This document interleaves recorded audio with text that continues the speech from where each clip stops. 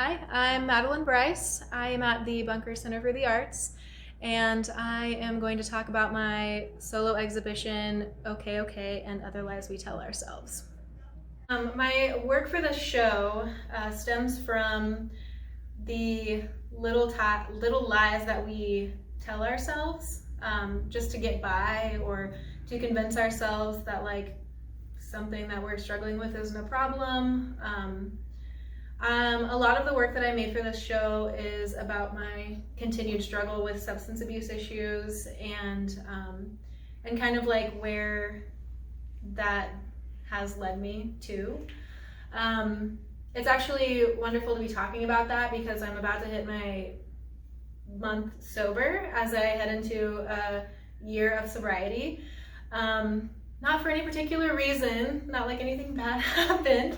But I just always like to challenge myself by taking longer stints of sobriety. So this work is particularly monumental for that reason because I focus heavily on my issues, particularly with smoking casually and with drinking socially. So yeah. This piece is titled This Summer I Get Really Good at Tennis, and this kind of sparked the idea for the entire show because I made this sort of as an ode to the summer that I was going to get really good at tennis. But the lie in it is that I haven't played tennis once this summer. So I'm not going to be the tennis star that I desired. But I sort of made it because it was like the first time that I was going to go and try to play tennis, and I'm really terrible at it. And I kind of wanted to capture that moment in time. And I thought that the really beautiful green wall that the tennis courts that I was at had was an incredible composition paired with the grid tennis wire and the grid flooring that they had there. So that is what I've captured. So after making that first piece, the summer I get really good at tennis, I sort of developed the theme or the statement for my show, which was based on lies I've told myself. I headed into a more serious route by focusing on some pretty serious lies I've told myself just to get by. This piece is titled Pretending I'm Not Pregnant at a Train Station in Stockholm. And I chose to focus on this piece because I went on a whole 2.5 week long vacation through Sweden and the Netherlands and then through Paris, and lied to myself the entire time while I was pregnant and told myself I was not pregnant, continued to drink and party the entire time. And I thought this photo I took at a train station in Stockholm just exemplified that moment because there was graffiti on the wall of a female bleeding and saying it's all right, I'm only bleeding. And I thought just how serendipitous that was because I in fact was not bleeding, I was pregnant. So I sort of wanted to capture that in this piece. And the reason that this piece is so important to me is because this is the pregnancy that sparked my mental health disorder that I was diagnosed with in the fall of 2018. I struggle with derealization and depersonalization disorder, and that is pretty much the whole reason that I paint the way that I paint now. I seek to visually represent how that disorder affects my representation of the world around me. So. And that connects to your use of painting on mylar as well, doesn't it? Yes, yeah. So I've started painting on reflective surfaces because the mylar distorts its surroundings in the same way that I feel like my brain kind of distorts the world when I'm at my worst. So I take all of my reference imagery into a reflective material, mylar typically, and then I paint that back on top of the mylar. I see. So this piece that we're looking at here is a piece titled Casual Fallacy. This I made as an ode again to all of the casual encounters that I've had with men in my life, mostly stemming from my substance abuse issues. I sort of wanted it to look like there were multiple individuals in this scene. But there's sort of like a hierarchy to the scale here, and how there's like a huge like phallic, literal phallus in the very top of the painting, sort of as just to like exemplify the one night stand, if you will. But you can see multiple figures because there have been multiple one night stands. So I titled it Casual Fallacy because there is a lot of casual phalluses. There have been a lot of casual phalluses in my life. So, yeah. So what can you tell me about this one? So this piece is slightly different than all of the other works in this show because it is drawings particularly. There is a painting aspect to it, but it's oil pastel on Bristol paper for the most part. And I made this piece in response to the duality of identity. I feel like a lot of individuals sort of narrow their identities down to two different types of people. One person who it's how they present to the world, their professional selves, how they prefer to be identified. And then for a lot of people, especially who deal with substance abuse issues, there's always like this lesser secondary identity, the type of identity that pulls you into a late night drinking with friends, who tells you that it's okay to take that MDMA and regret it the next day, and who forces you to make bad decisions. So I paired that with a portrait of myself as a child because I wanted to sort of like pair those two identities together. Showing yourself as a child when you have like no worries in the world, you kind of don't even have, you're not even very self-aware, you're not aware of your identities yet. Paired with like somebody who is entirely too self-aware. And has multiple identities, which again goes hand in hand with my like depersonalization, derealization disorder. Depersonalization especially, you kind of like forget who you are, and substance abuse does not help that, but a lot of people turn to substance abuse to help cope with that type of disorder. So this was sort of made in response to that. Okay, so what am I looking at here, and what is your inspiration for it?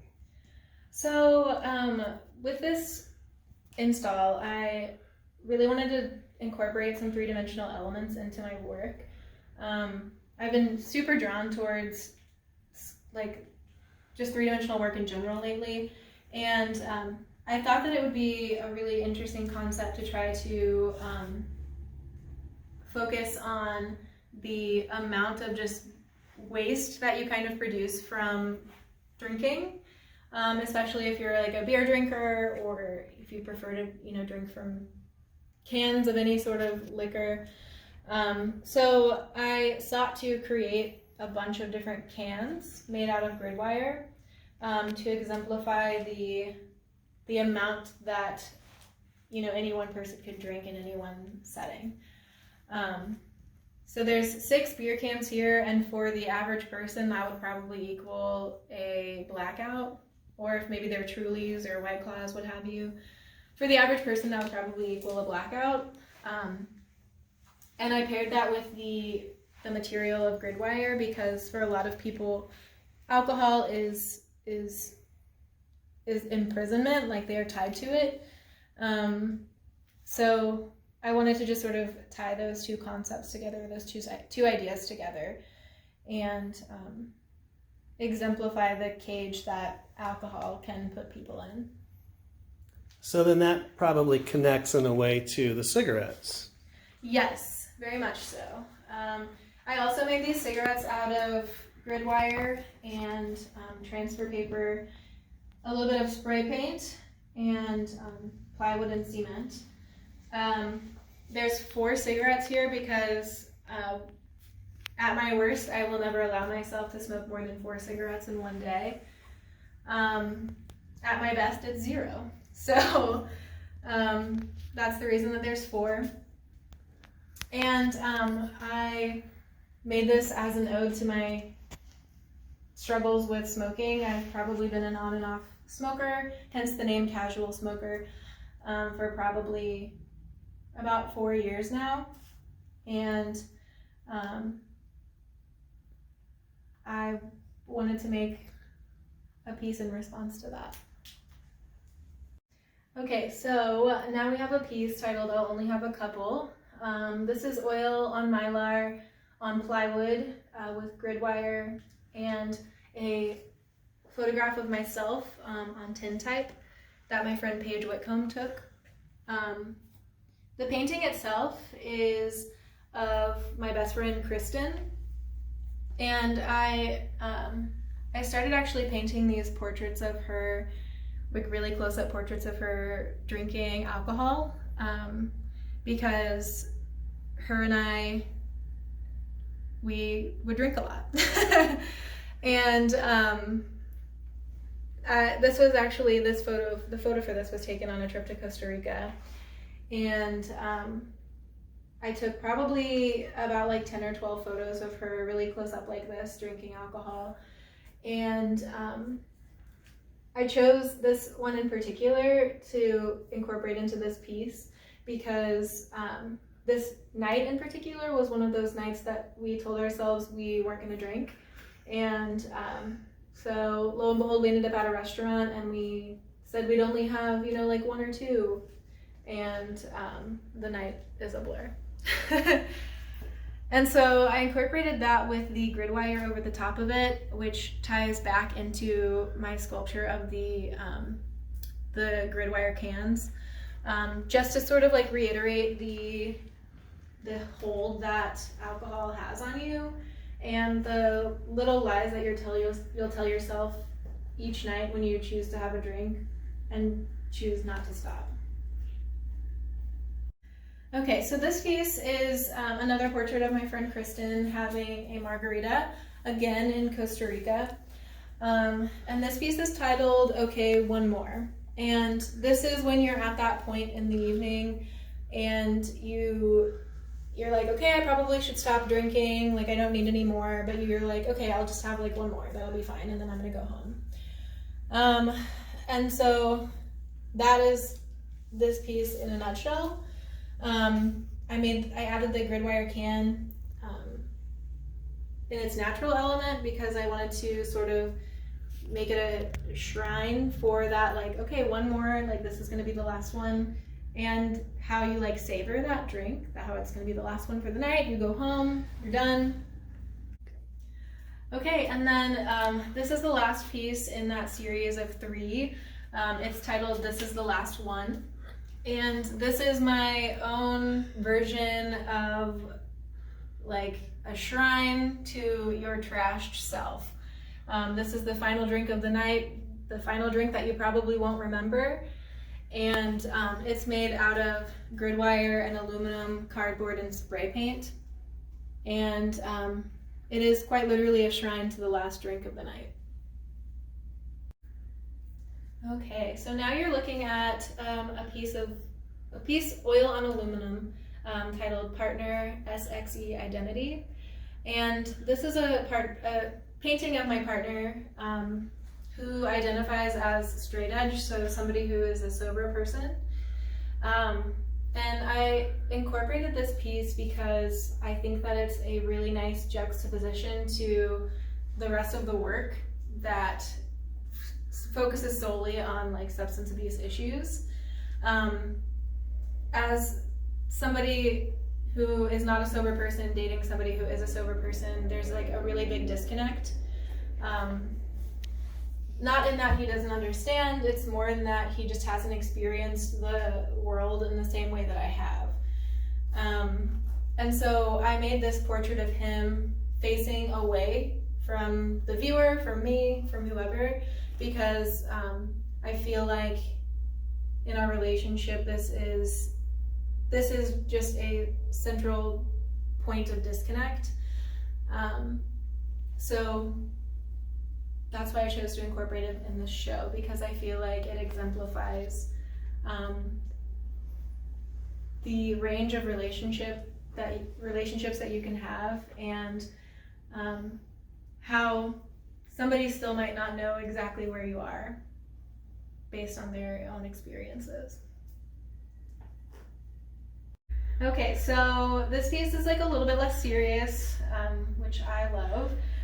It's called These Are My Yeezy 700s, and I made this in response to a question I was asked by my partner's roommate. And the question was, where did you buy those sneakers? And I told him I bought them on Amazon. And my answer to this question was unacceptable, because my partner and his roommate are huge fanatics of sneakers, spending anywhere from $300 to $700 on one pair of shoes.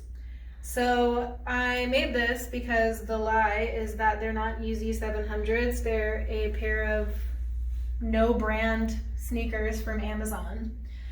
And I chose to incorporate the scissors with it because to sort of give the other end of the shtick, if you will, where like, because I spent $20 on a pair of Amazon sneakers, they're long gone, they've fallen apart, I have to buy a new pair of sneakers. So I am very much giving into like the terrible culture that is fast fashion, and I'm actually not investing in a high quality pair of shoes. So the lie is that they're not Yeezy 700s, but I'm also lying to myself by probably not investing in a better pair of shoes. And that's just painted right on Mylar. That's Mylar laying right on the platform, correct? Yes, Yeah. This is oil on Mylar that I cut out.